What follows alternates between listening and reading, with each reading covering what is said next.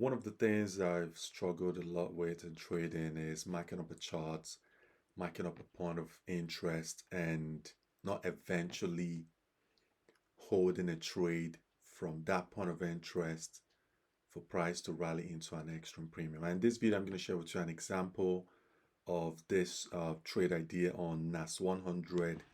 If you've been following through with my videos, you can see. So this right here, this was this right here, this is NAS 100, and I made this video. And when I made this video, price was around this key level. And in this video, I was talking about NAS 100 coming down to this extreme discount zone. If this key level, I said in the video, if this key level fails, this would be a potential area I'll anticipate for price to use as a support zone before moving towards the upside. You can see the video, the title right there, navigating NAS 100 bearish trends amid bullish outlook. So if you watch the video, you can go back and watch the video and see the explanation of how I was talking about the key level I was watching right here. I said if it fails, this would be the next key level I'll anticipate for price to use as support. And so far, you can see the next key level I outlined. If we go to the weekly time frame, so it looks exactly like what it looks like on the other time frame. You can see that's right there is the extreme discount within the range low, range high on the daily time frame. So, and as you can see so far, I made another video talking about a buy setup from here because I was anticipating for price to come into this equilibrium and rally into this key level. And the point of this video is for you to understand that the strategy is actually magnificent. It works. And I talk about this using structure and using the Fibonacci strategy, which is literally my simplest strategy I've ever used.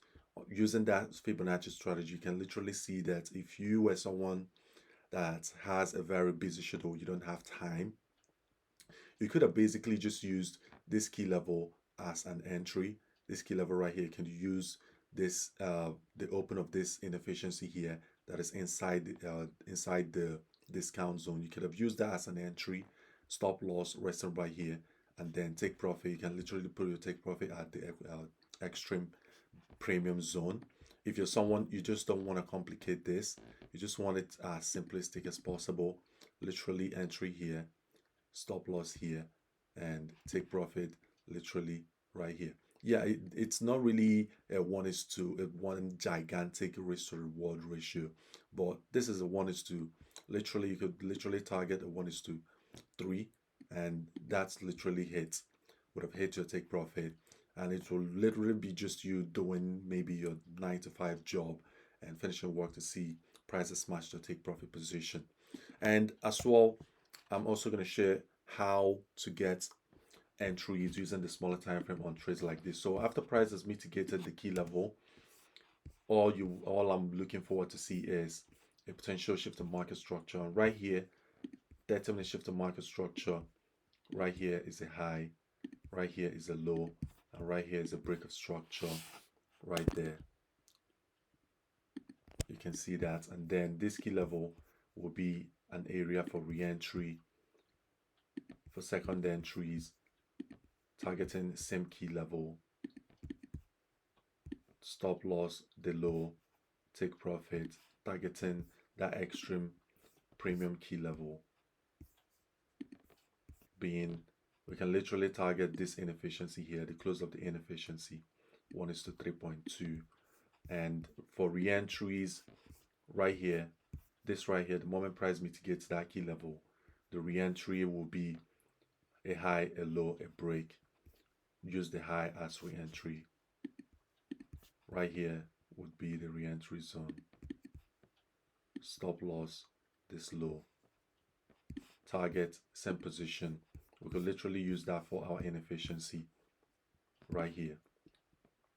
I can see this one is a 1:8, the other one was 1:3, and the first one is a 1:3. If you do the math, that's a 1:14. Risking 1%, that's 14% backed on just one trade setup.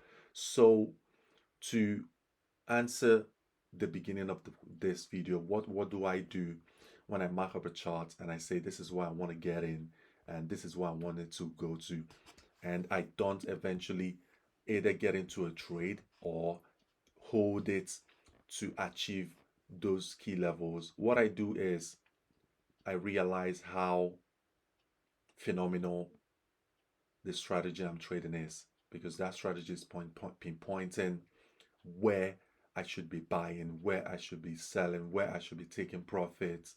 It makes things really so easy for me, not too complicated, because it now shows clear example that this strategy is always going to deliver results. It's always going to give me more opportunities. The opportunities in the market is endless. It's not going to end today, tomorrow, next year, next 100 years. It's never going to end. It's never going to stop.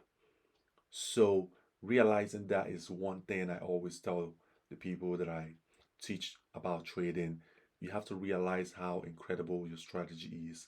And when you didn't take a trade, or when you missed a trade, or when you've already done analysis and then you don't end up holding that trade to its full potential by closing it prematurely, it doesn't really matter. All that matters is your strategy works.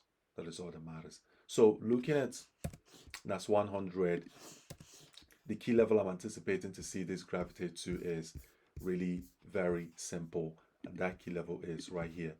This inefficiency, that is the only key level that I'm anticipating to see price gravitate to. Why? Because of this inefficiency. And number two reason, because that inefficiency is resting at an extreme premium zone. So I'll be watching this key level closely. I'm not going to try to buy from here. Price is already at an extreme premium. And this key level is going to be the only position that I'll be watching. If this key level fails to act as resistance, we're seeing an all-time high. This is the last key level to act as resistance zone for NAS 100. And if this key level fails, if we rally into this key level and it fails to act as a resistance to send us lower, then we'll run above it and create a new all-time high. But if this key level if we see a huge decline from this key level, because take note, this is extreme premium and this is a weekly inefficiency.